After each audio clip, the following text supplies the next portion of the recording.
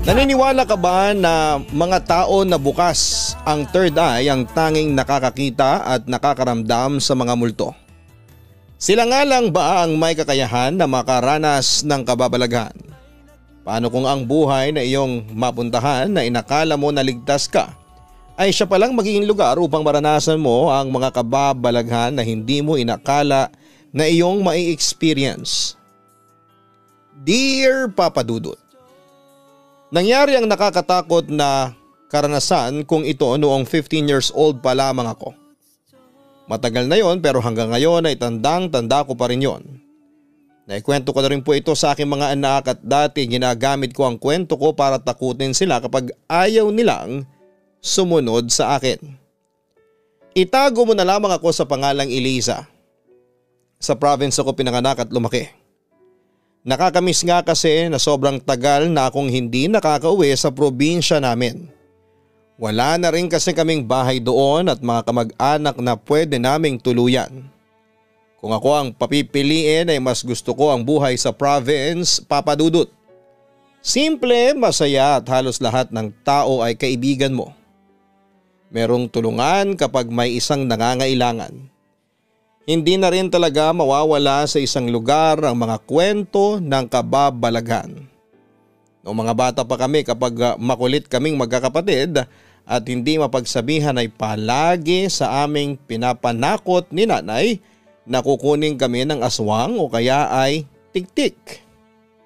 Dadalhin daw kami na mga yon sa bahay nito sa bundok at doon kami mumukbangin.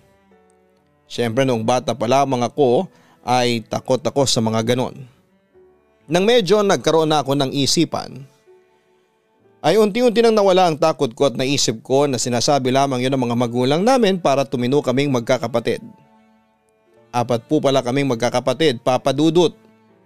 Pangalawa ako at isa lang ang lalaki sa amin at iyon ay ang bunso namin.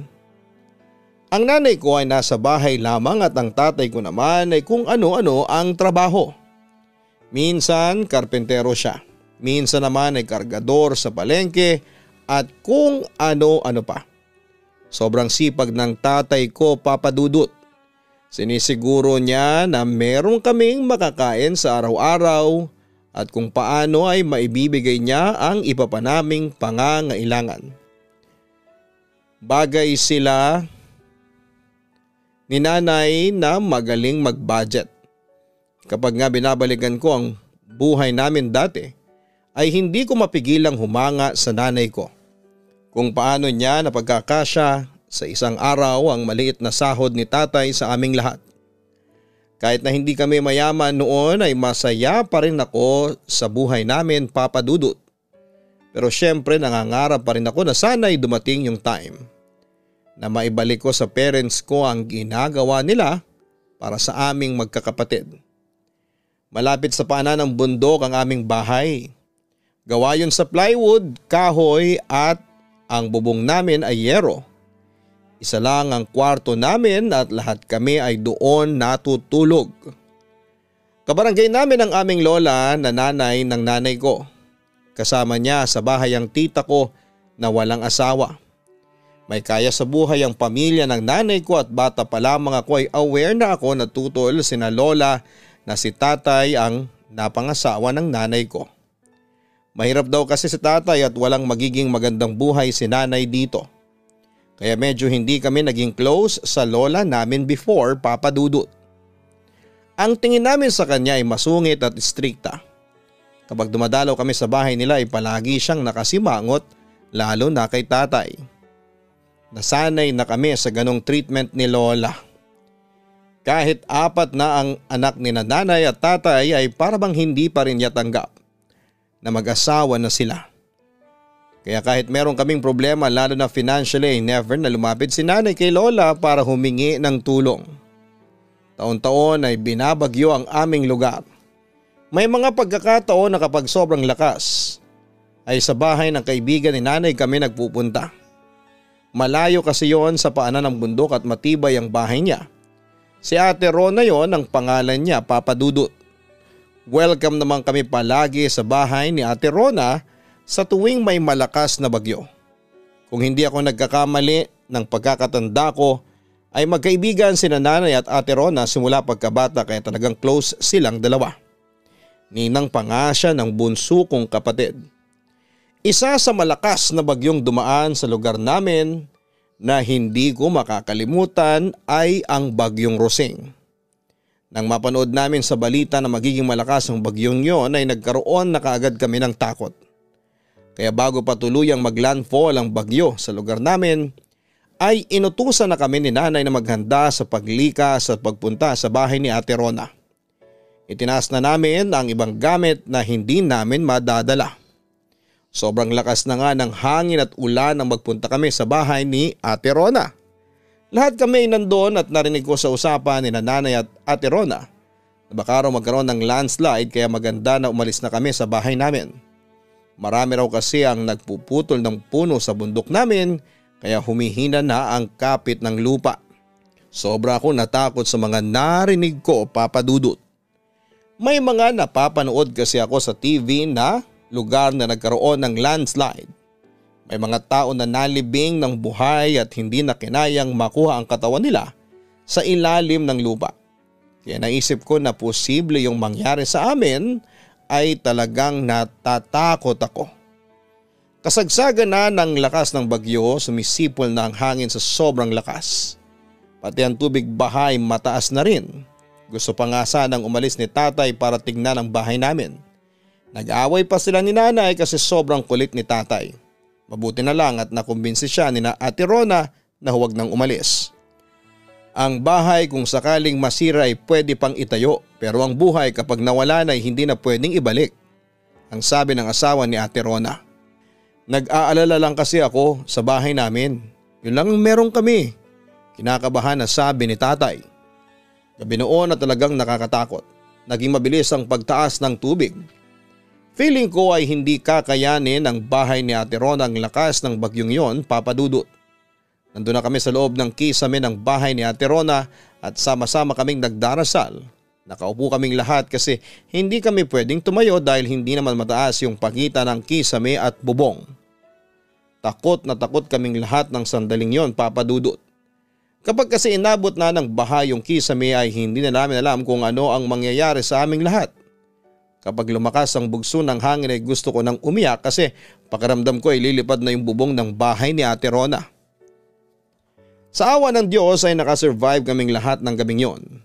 Mabilis din na buwaba ang baha kaya bandang umaga ay buwaba na kami ng kisame.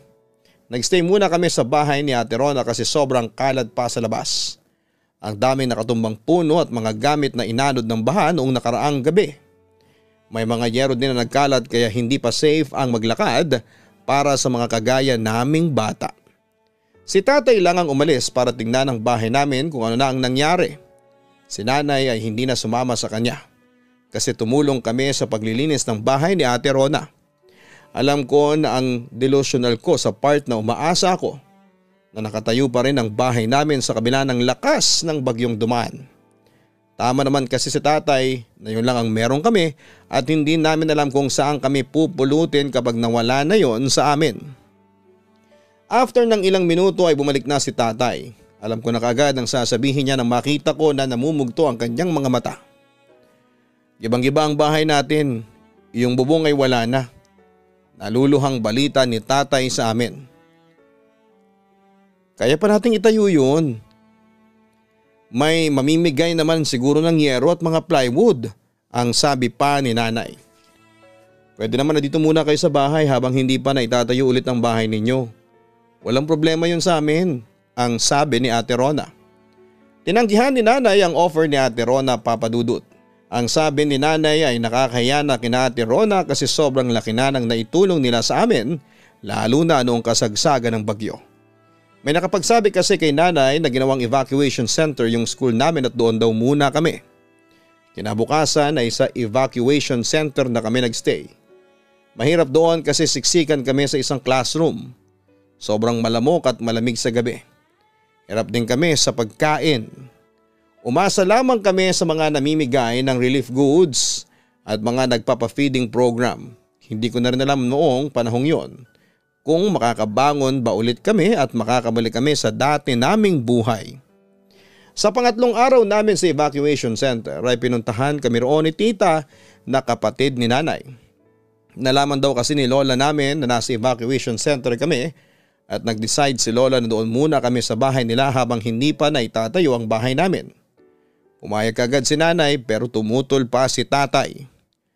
Alam mo na ayaw ng nanay mo sa akin. Baka isumbat lang niya sa atin kapag doon tayo tumira.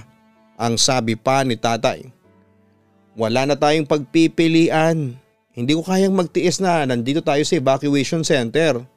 Tapos nakikita ko na nahihirapan ang mga anak natin. Saka malay mo pagkatapos noon pagkakataon na natin yon para magkaayos tayong lahat. Ang wika pa ni nanay. Sa huli ang desisyon ni nanay ang nanalo. Nang araw din na yon ay nagpunta na kami sa bahay ng lola namin. Kagaya ng dati hindi man lang siya ngumiti sa amin. Matibay talaga ang bahay niya kasi hindi yon nasira ng bagyo. May mga kalat lang dahil sa bahay. Sinabi ni lola na doon kami matutulog sa sala kasi isa lamang ang kwarto roon. Walang problema yon sa amin kasi sanay kami sa ganon, Papa Dudut. Nag-usap sila nanay at ang narinig ko ay aalis din kami roon kapag naayos na ni tatay ang bahay namin na nagiba ng bagyo. Si tita mabait siya sa amin. Kung minsan ay nakakakwentuhan namin siyang magkakapatid. Medyo spoiled din kami sa kanya at parang anak na ang turing niya sa amin. Sabi pa nga niya dati kahit wala siyang sariling anak ay masaya na siya nang dahil sa aming magkakapatid. Pagpasensyahan na lang daw namin si lola kasi masama talaga ang loob nito dahil si tatay ang napangasawa ng nanay namin. Sa mga unang araw namin sa bahay ni lola ay maayos naman ang lahat. Medyo naiilang nga lang kaming kumilos kasi nahihiya kami kay lola. Feeling ko ay nakatingin siya sa lahat ng galaw namin. At kapag nagkamali kami ay palalayasin kami sa bahay niya. Kumilos-kilos kayo dito ha? Kapag may gawain kayong makita ay gawin nyo na, wag na kayong maghintay na may mag-uutos sa inyo. Tandaan ninyo na nakikitira lang tayo. Ang sabi ni nanay sa aming magkakapatid. May mga nakuha naman kaming yero, kahoy at plywood mula sa gobyerno. Pero hindi matutukan ni tatay ang oras ng pagtatayo ng bahay namin dahil sa mga trabaho niya. Kailangan pa rin kasi niyang kumita ng pera lalo na noong bumalik na kami sa school para mag-aral. Saka nabibigay din siya kina lola ng pandagdag sa gasto sa bahay ni lola para hindi naman nakakahiya. Isang araw walang pasok ay nagbubunot kami ng damo sa harapan ng bahay ng panganay kong kapatid. Lumapit si tita sa amin at binigyan niya kami ng merienda. Kumusta pala kayo rito sa bahay ng lola ninyo? Tanong pa ni tita. Okay naman po tita. Si lola nga lang parang ang init palagi ng ulo. Siguro dahil araw-araw na niyang nakikita si tatay. Sagot ng kapatid ko. Naku, kahit wala ang tatay ninyo rito ay masungit talaga yon. Kahit nga ako ay sinusungitan. Ganon talaga kapag matanda na. Natatawang sabi pa ni tita. May tinanong pa si tita sa amin kung meron ba kaming nararamdaman na kakaiba sa bahay ni lola. Ang sabi namin ay wala naman. Hindi na niya sinabi kung ano ba yung kakaiba na dapat naming maramdaman kaya hindi ko na yon binigyan ng pansin, Papa Dudut.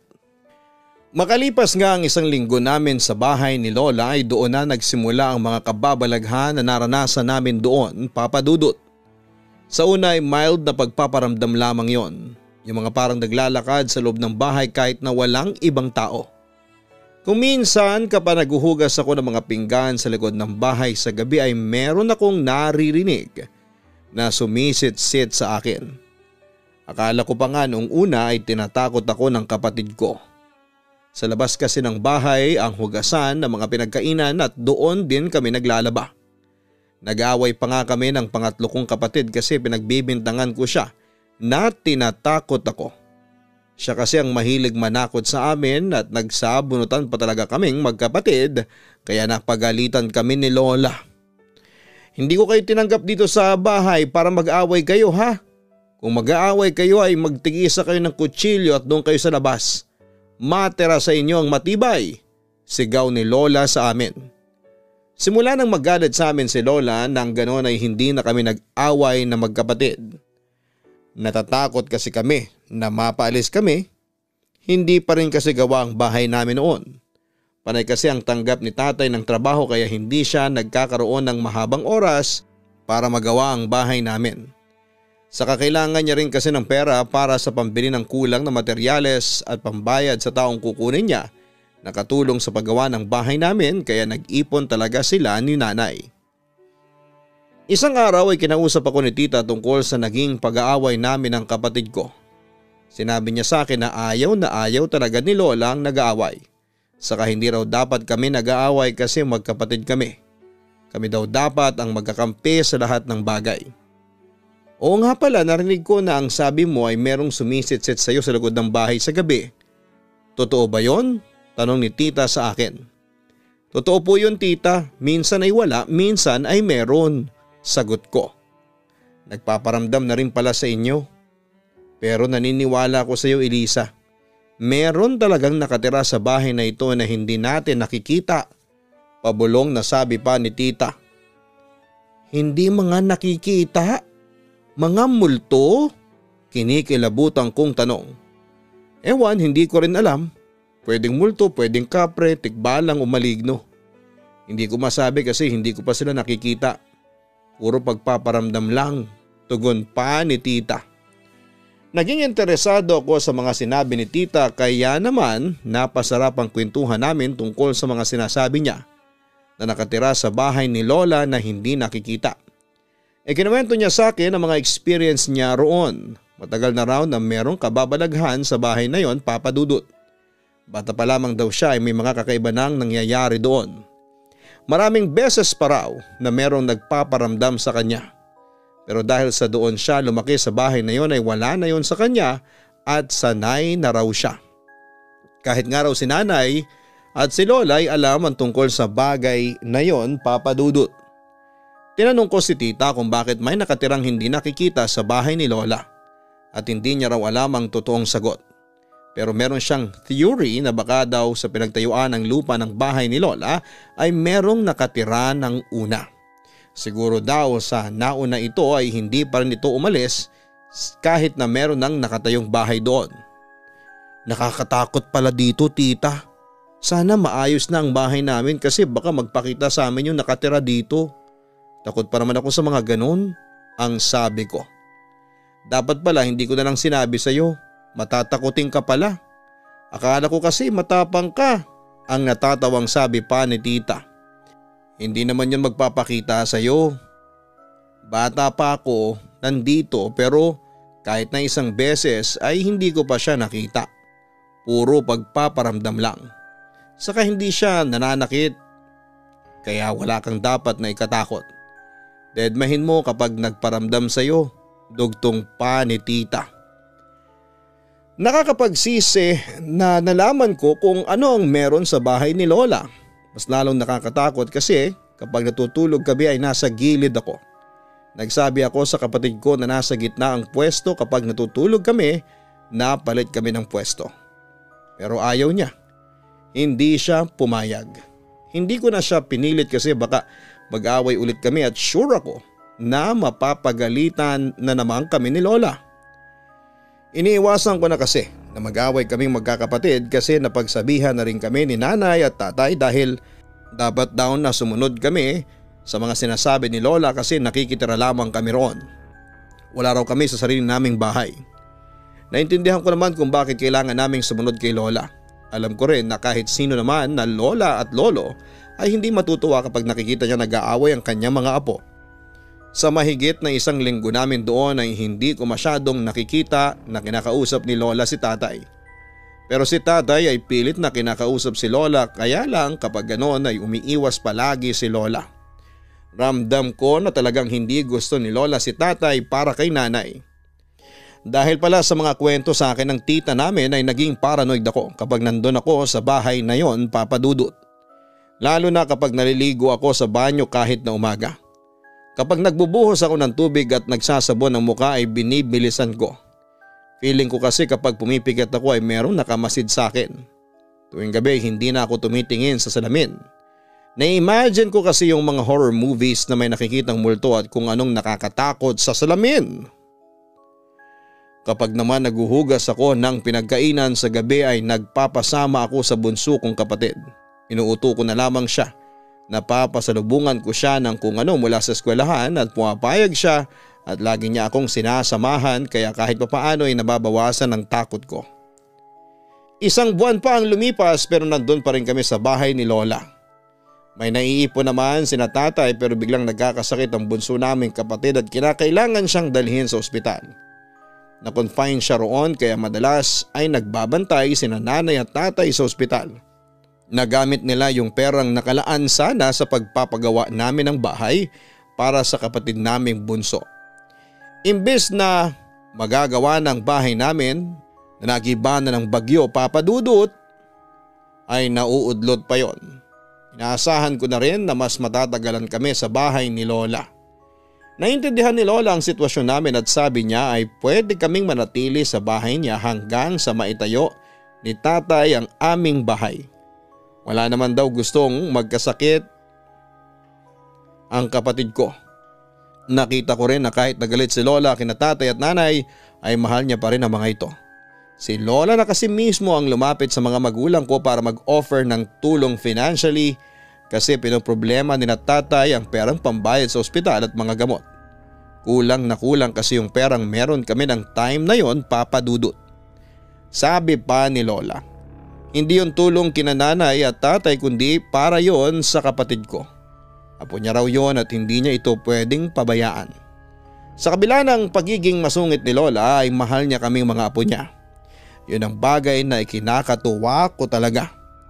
Madalas ay kaming tatlong magkakapatid lang ang natutulog sa gabi sa bahay ni Lola. Palagi kasi nagbabantay sina nanay at tatay sa ospital. Sinabihan din kami ni nanay na huwag kami mag-aaway lalo na at wala sila doon ni tatay. Huwag na raw naming bigyan ng sakit ng ulo sina Lola at tita. Isang gabi nakahiga na kaming magkakapatid sa may sala. Siguro ay mag-aalas 12 na ng time na yon pero hindi pa rin ako makatulog. Nag-aalala kasi ako sa bunso namin papadudot. Nakatagilid ako sa pagkakahiga at nakaharap ako sa aking mga kapatid. Maya-maya ay may narinig akong sumitsit sa kung saan. Kagaya yun ng sitsit narinig ko kapag naguhugas ako ng pinagkainan sa may likod ng bahay. Bigla ako nakaramdam ng takot lalo na nang maalala ko ang mga sinabi sa akin ni tita. Mabilis kong hinila ang kumot at nagkulong ako roon. Sumiksik din ako sa kapatid ko dahil sa sobrang takot. Pumikit ako dahil kahit na nakakulong ako sa kumot ay medyo nakikita ko pa rin ang paligid kasi medyo manipis yung kumot namin. Kaya lang ay parang may bumubulong sa akin na imulat ko ang mata ko papadudot. Sa pagbukas ko ng aking mata ay meron akong naaninag na babae na nakatayo sa may tabi ng kapatid ko na nasa kabilang gilid. Parang walang suot na damit yung babae kasi kitang-kita ko ang hugis ng kanyang katawan. Mahaba ang buhok niya at mahaba rin ang braso niya na hindi normal para sa isang tao. Matangkad siya at halos naaabot na ng ulo niya ang kisame sa may sala papadudot. Pumikit na lamang ako at nanginginig na ako sa takot. Kahit nakapikit na ako ay feeling ko ay naroon pa rin yung babae. Nakaramdam na rin ako ng bigat ng pakiramdam. Gusto ko nang sumigaw ng time na yon pero naisip ko na kapag ginawa ko yon ay baka mapagalitan ako ni Lola. Mahigpit kasi na bilin niya na kapag oras na ng pagtulog sa gabi ay hindi na kami pwedeng mag-ingay dahil magagalit siya. Hindi ko na alam kung paano ako nakatulog ng gabing yon. Kahit takot na takot ako ay kinaumagahan ay ginising ako ng kapatid ko kasi mag-aasikaso na kami sa pagpasok sa school. Hindi okay ang pakiramdam ko pagkagising ko. Mainit ako at alam ko na nilalagnat ako. Tuloy ay nagkaroon ako ng hinala na baka kaya ako nilagnat ay dahil sa nakita ko nung nakarang gabi. Nilalagnat po ako, ang sabi ko kay tita nang kumakain na kami ng almusal. Nilapitan ako ni tita at hinawakan niya ako sa noo at leeg. Oo nga, ang init mo. Huwag ka munang pumasok ngayon sa school. Gagawa ako ng excuse letter at ipapadala ko sa kapatid mo. Mamaya ay bibigyan kita ng gamot. Ang nag-aalalang sabi ni tita. Salamat tita, Lola. Sorry po kung nilalagnat ako. Nahihiya kong sabi. Bakit ka nagsusorry? Hindi mo naman ginusto ang magkalagnat, di ba? Magpahinga ka na lamang pagkatapos mong kumain, ang sabi pa ni Lola. Kahit seryoso ang pagsasalita niya ay nakaramdam pa rin ako ng pag-aalala niya para sa akin, Papa Dudut. Kaunti lang ang nakain ko kasi wala akong gana. Pagkatapos ay binigyan na ako ni tita ng gamot at sinabi niya na doon na ako magpahinga sa kwarto ni na Lola para raw mas komportable ako. Bakit ka ba nilalagnat, Elisa? Tanong ni tita nang nasa kwarto na ako. Tita, nakakalagnat ba ang sobrang takot? Tanong ko. Hindi ko alam, bakit, may nangyari ba? Usisa ni tita. Kagabi kasi parang nakita ko yung sinasabi mo na nakatira dito sa bahay ni Lola. Sagot ko. Yung hindi nagpapakita pero nagpaparamdam? Nanlalaki ang matang tanong ni tita. Oo tita, nakita ko siya kagabi pero hindi ko nakita yung mukha niya. Tugon ko. Pinadescribe sa akin ni tita ang itsura ng nakita ko at sinabi ko na payat at matangkad na babae na may mahabang braso at binti. Kinilabutan ako habang sinasabi ko yon kasi bumalik sa imagination ko yung babae.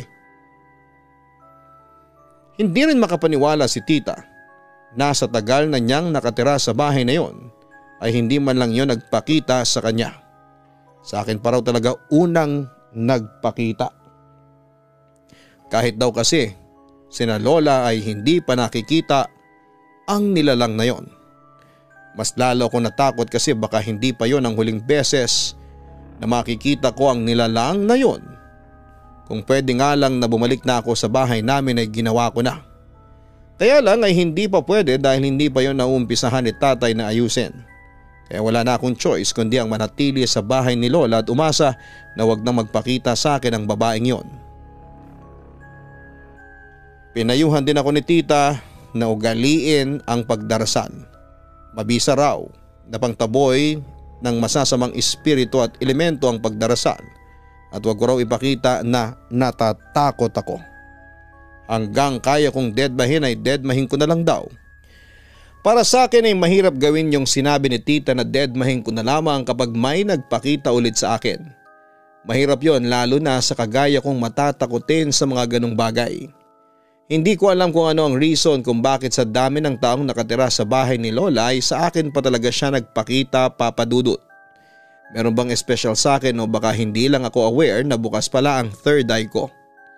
Nang sumunod na gabi nilagnat pa rin ako kaya ang sabi ni tita ay doon na muna ako matulog sa kwarto katabi ni Lola. Tapos si tita muna sa sala kasama ang mga kapatid ko. Pang-2 tao kasi yung kama nila sa kwarto at hindi nakakasya kung kaming 3 ni na Lola. Nahiya pa nga ako kasi yon ang unang pagkakataon na makakatabi ko sa pagtulog ang lola ko. Pero dahil sinabi na rin ni Lola na doon na ako matulog sa kwarto ay pumayag na rin po ako. Dahil sa masama ang pakiramdam ko ay mabilis akong nakatulog, Papa Dudut. Dinalaw ako ng masamang panaginip ng gabing yon. Nakahiga raw ako sa kama ni na Lola at hindi ako makagalaw. Nakita ko na bumukas yung pinto at may pumasok na isang babae na hindi ko nakikita ang mukha. Siya yung babaeng nakita ko noong isang gabi at bago ako lagnatin. Mabagal siyang naglalakad palapit sa akin. Gusto ko raw sumigaw at tumakbo palabas ng kwarto pero hindi ko naman magawa. Feeling ko sa panaginip kong yon ay nakagluw ang buong katawan ko sa kama.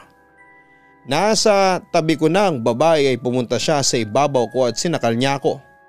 Kahit panaginip lamang yun ay parang nagpaparamdam talaga siya. Dahil nararamdaman ko ang pagsakal niya sa akin, Papa Dudut. Patuloy ako sa pagpupumilit na sumigaw at mabuti na lamang at ginising ako ni Lola. Tinapik-tapik niya ako sa pisngi hanggang sa tuluyan na akong nagising. Ano bang napapanaginipan mo at umuungol ka? Tanong ni Lola. May babae pong sumasakal sa akin. Parang totoo siya, Lola. Nanginginig kong sagot. Di naman ni Lola ang leg ko. Mas tumaas ang lagnat mo ha, nilalamig ka ba? May pag-aalala niyang tanong. Opo Lola, sobrang lamig po. Sagot ko. Lumabas ng kwarto si Lola at pagbalik niya ay may dala na siyang maliit na palanggana na may laman na maligamgam na tubig at isang bimpo. Sabi niya ay kailangan niyang punasan ang buong katawan ko nang dala niya para bumaba ang lagnat ko. Ganon daw ang ginagawa niya kina nanay noong bata pa lamang ang mga ito kapag nilalagnat ng mataas. Mas lalo kong napatunayan na mahal talaga kami ni Lola dahil sa pag-aalaga niya sa akin. Hindi ko na rin napigilan na magtanong sa kanya tungkol kina nanay at tatay habang pinupunasan niya ako ng basang bimpo. Lola, galit po ba talaga kayo kina nanay at tatay? Tanong ko. Hindi ako galit, masyadong matindi ang salitang galit. Masama lang ang loob ko. Mahirap lang kasi ang tatay mo at gusto ko lang na maging maganda ang buhay ng nanay mo. Pero matigas ang ulo ng nanay mo. Tingnan mo ngayon ang buhay ninyo. Kung ibang lalaki sana ang pinakasalan ng nanay mo, hindi sana kayo mahirap ngayon. Seryosong sagot pa ni Lola. Pero kung hindi po si tatay ang napangasawa ni nanay, baka wala po kami. Iba po ang magiging apo ninyo. Saka kahit mahirap po kami, masaya naman kami Lola. Tinuruan po kami makontento ni na tatay sa bagay na meron kami ngayon. At mangarap at maging masipag kung gusto naming umasenso. Saka masipag po si tatay, hindi niya po kami pinapabayaan, turan ko. Hindi na nakapagsalita pa si Lola pero nakita ko sa mukha niya na parang naiiyak na siya. Tama na nga yung mga sinasabi mo, ang dami mong sinasabi. Kunwari naiinis na sabi pa ni Lola. Hindi ko alam kung saan ba ako kumukuha ng lakas ng loob para sabihin na mga yon sa Lola ko, Papa Dudut.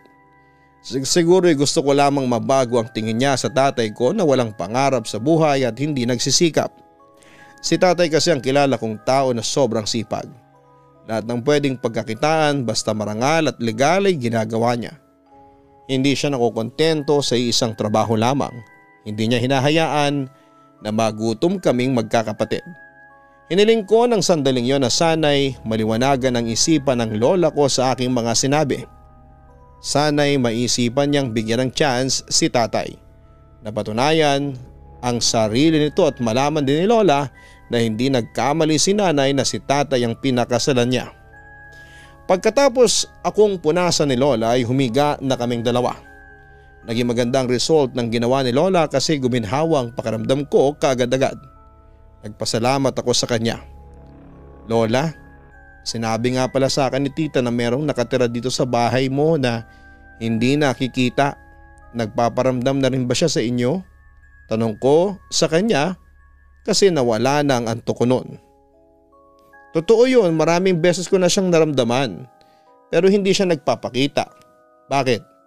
Nararamdaman mo rin ba siya? Turan pa ni Lola. Nung una po, tapos nung gabi bago ako magkalagnat ay nagpakita siya sa akin. Siya po yung napanaginipan ko kanina. Babae siya Lola, matangkad na payat. Sagot ko. Matulog ka na. Huwag mo na lang pansinin kapag nagpakita ulit sa'yo. Pabaliwalang sabi ni Lola sa akin. Sumakto ang paggaling ko sa lagnat sa pag-uwi ng bunso kong kapatid sa bahay ni Lola. Nakapasok na rin ulit ako sa school at naghabol ako ng mga lesson na nalagpasan ko dahil ilang araw kong hindi nakapasok. Akala ko ay sa akin lang nagpapakita yung babae na yon, Papa Dudut, pero hindi pala. Dahil nagsimula na rin siyang magpakita sa bunso kong kapatid. Nang time na yon ay nagpapasama pa rin ako sa bunso kong kapatid kapag naguhugas ako ng mga pinggan sa likod ng bahay. Hindi pa rin kasi nawawala ang takot ko doon sa nilalang na yon kahit na ilang araw ko na siyang hindi nararamdaman. Habang naguhugas ako ng pinggan sa lababo ay nasa tabi ko ang kapatid kong bunso. Nang sinulyapan ko siya ay nakatingin siya sa may likod namin. Hindi ko yun pinansin kasi iniisip ko na normal lamang yun. Ang nasa utak ko ay matapos ko na kaagad ang aking ginagawa para makapanood ako ng TV. May isang sikat na soap opera kasi noon sa TV na sinusundan naming lahat. Ate, may babae, sabi ng kapatid ko. Ha, nasaan? Ang nagtataka kong tanong. Tinignan ko ang kapatid ko at meron siyang itinuturo sa madilim na parte ng likod ng bahay. Wala akong nakitang babae sa tinuturo niya pero medyo kinabahan ako. Ang naisip ko kagad ay baka nakikita ng kapatid ko yung nilalang na nagpakita sa akin ng isang beses. Wala naman eh. Ikaw talaga gumagawa ka ng kwento. Kunwari ay nagtatapang-tapangan at natatawang sabi ko. Meron talaga ate. Papalapit na nga siya sa atin, sabi pa ng kapatid ko.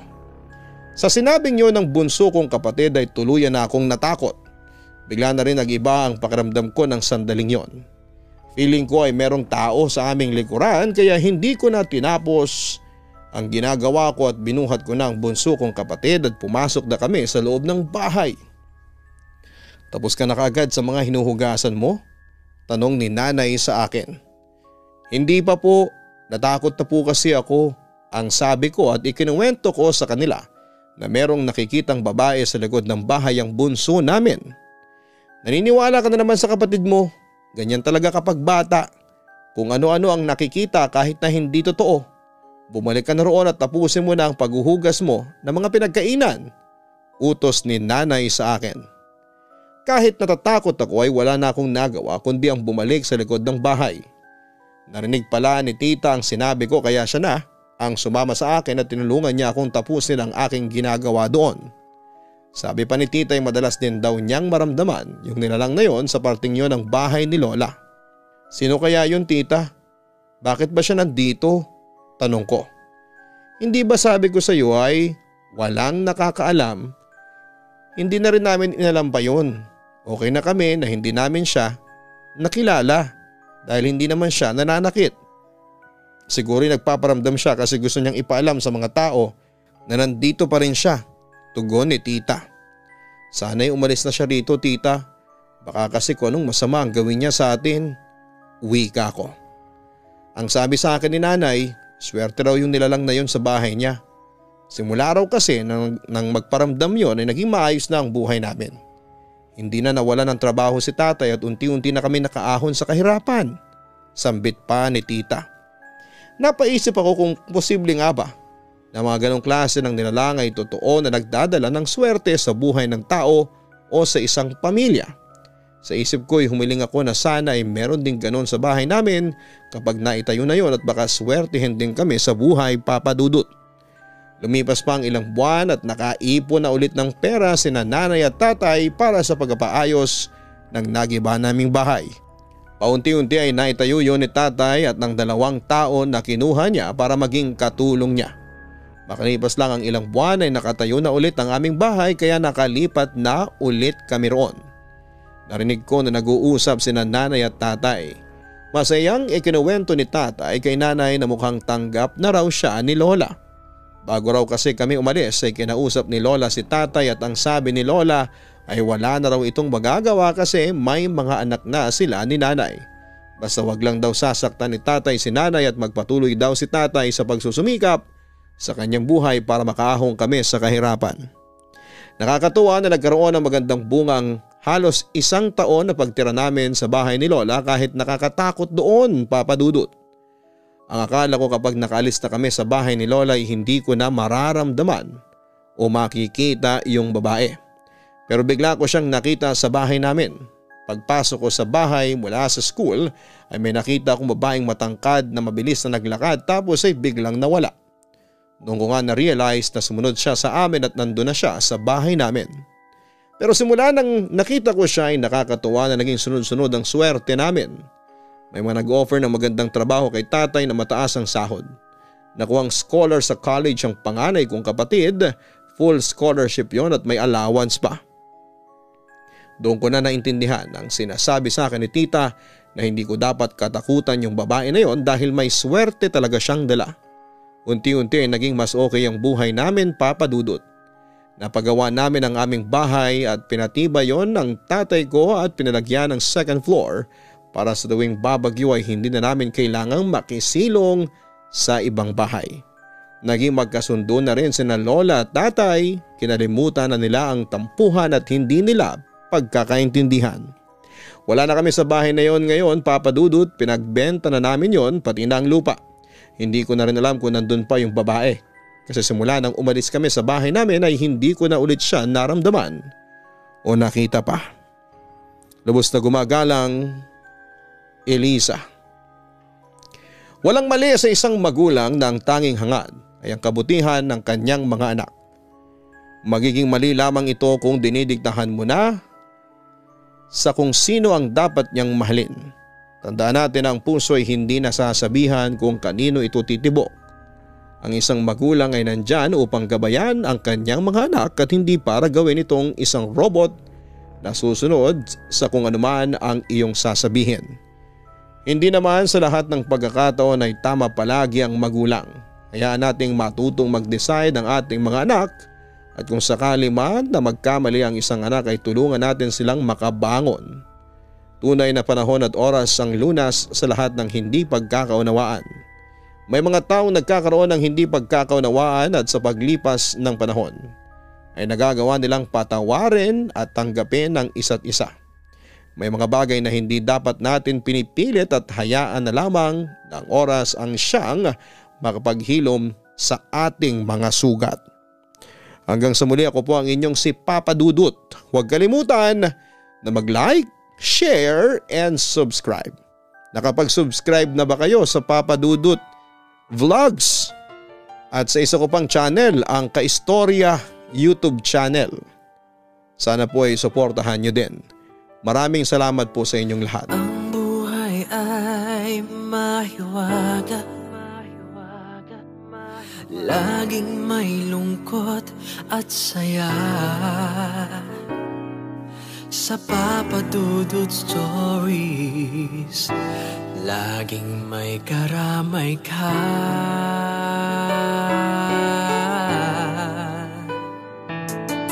Mga problemang kay bigat, dito ay pakikinggan ka. Sa Papa Dudut Stories, kami ay iyong kasama. Dito sa Papa Dudut Stories, ikaw ay hindi nag-iisa.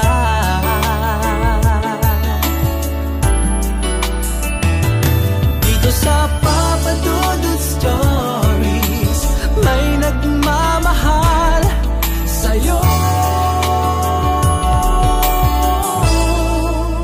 Papa Dudut Stories, Papa Dudut Stories.